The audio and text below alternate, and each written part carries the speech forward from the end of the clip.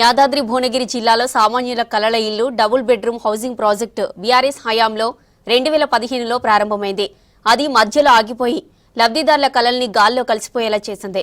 గత సర్కారు వదిలేసిన డబుల్ బెడ్రూమ్ ఇండ్లను ప్రత్యేక నిధులతో బాగు చేస్తూ పనిని స్పీడప్ చేస్తున్నారు స్థానిక ఎమ్మెల్యే అనిల్ కుమార్ రెడ్డి.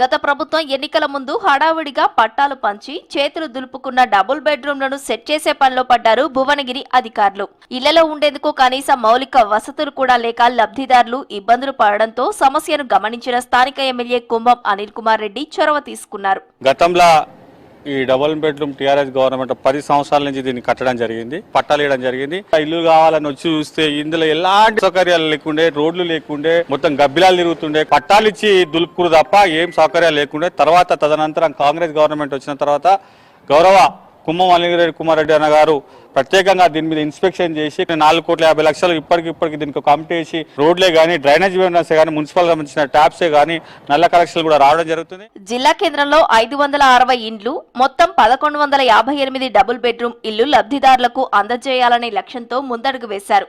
మౌలిక వసతుల కోసం రాష్ట్ర ప్రభుత్వాన్ని ఒప్పించి 4 కోట్ల రూపాయల నిధులు మంజూరు చేయించారు ఎమ్మెల్యే అనిల్ కుమార్. ఇందులో 2,55,00,000తో రోడ్లు, డ్రైనేజీ, మంచినీటి పనులు ప్రారంభమయ్యాయి.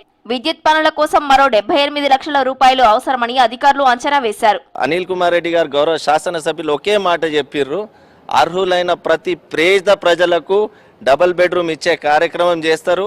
అదే విధంగా కలెక్టర్ గారితో కూడా ఒక రివ్యూ మీటింగ్ పెట్టుకొని కూడా ఇక్కడ ఒక ప్లేస్ని కూడా వాళ్ళు రెక్టిఫై చేసి జాగ లేని వాళ్లకు కూడా ఇంద్రమ్మ ఇల్లు ఇచ్చే కార్యక్రమం చేస్తానని, ఈ గడిచే 3 ఏళ్లలో భువనగిరి ప్రాంతంలో ఇల్లు లేని ప్రతి ఒక్క పేద ప్రజలకు ఇల్లు ఇచ్చే కార్యక్రమం చేస్తానని గౌరవ శాసనసభ్యులు అనిల్ కుమార్ రెడ్డి గారు మాట ఇవ్వడం జరిగింది. ప్రస్తుతం పనులు వేగంగా జరుగుతున్నాయి. లబ్ధిదారులకు త్వరలోనే ఇల్లు అందజేస్తామని ఎమ్మెల్యే భరోసా ఇస్తున్నారు.